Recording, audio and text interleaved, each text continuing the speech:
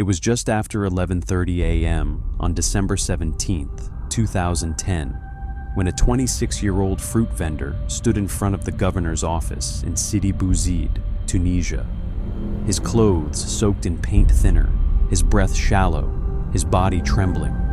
The streets were busy, but no one moved fast enough to stop him. In one fluid, irreversible moment, Mohamed Bouazizi struck a match and lit a fuse that would detonate across continents.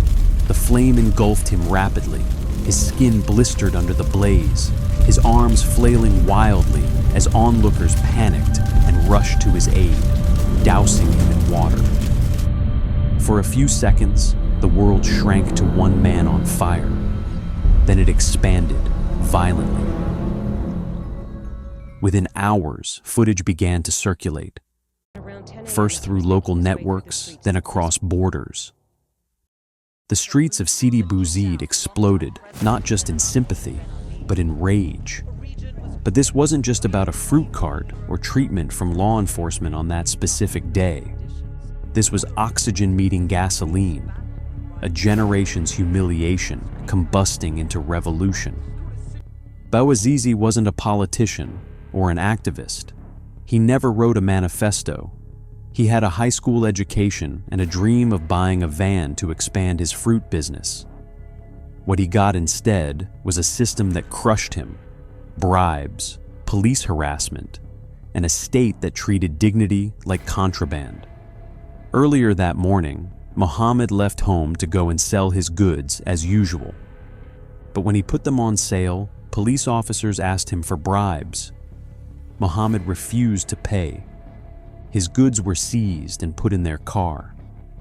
They tried to grab his scales, but Mohamed refused to give them up, which led to him being beaten. He went to the governor's office to ask for his goods back. The governor would not see him. When he tried to complain, no one listened. When he threatened to protest, no one flinched. When he burned, the world finally looked. 4 days later, Tunisians took to the streets. By the end of the week, riot police were firing tear gas into crowds chanting his name. Protesters carried posters of his face, blackened and blurred, like a martyr pulled from myth. But this wasn't myth. This was now. And Tunisia wasn't alone. The fire jumped borders faster than any analyst could map. Cairo, Tripoli, Sana'a, Damascus, cities where regimes had ruled for decades with an iron smile. We saw something I've never seen before, a phalanx of men on horseback and on camels. The media began to refer the unrest across several nations as the Arab Springs.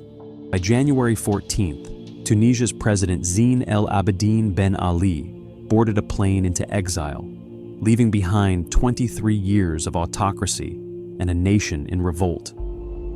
In Cairo, Tahrir Square swelled with bodies and chants and makeshift tents. A dictator who'd ruled Egypt for nearly 30 years would fall in just 18 days. In Libya, Gaddafi vowed to die a martyr as NATO bombs fell and rebel forces surged. He did. One man's protest had pulled a thread, and the entire region began to unravel. But not all revolutions are clean. Bouazizi's flame ignited hope and chaos. In some places, dictators fell. In others, they clung harder, fought dirtier. Power vacuums became proxy wars. Elections came, then coups. Social media, once hailed as the engine of uprising, became a tool for surveillance and propaganda. The same platforms that amplified protest would later amplify lies. And still, in every flicker of dissent, his name lingered like smoke. Years later, in the city where Bouazizi grew up, a cart statue stands tall in his memory. His family never wanted him to be a symbol. He just wanted to work, his sister once said. But symbols don't ask permission. They emerge from fire, from blood, from the kind of act so visceral, it sears itself into the global conscience. He didn't give a speech. He didn't lead a march. He just did something so unthinkable, so final, that no one could look away. And yet, here's the twist.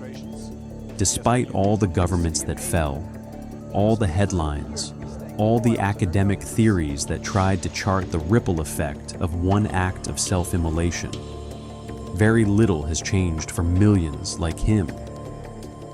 Youth unemployment in Tunisia hovers near 40%. Corruption is still endemic. The anger that lit up the Arab Spring still simmers beneath the surface. In some places, it burns even hotter.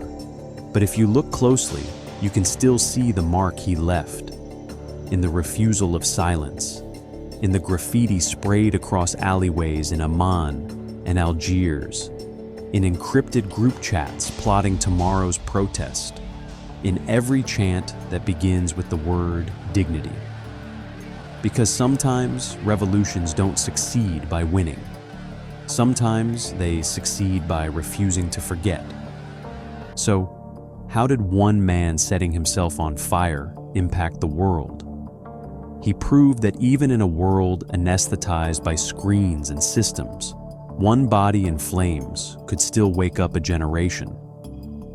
That courage doesn't always look like a call to arms. It can look like desperation. And desperation, when ignored long enough, can turn into something explosive. Something that governments can't silence. Something that history can't ignore. Something like fire.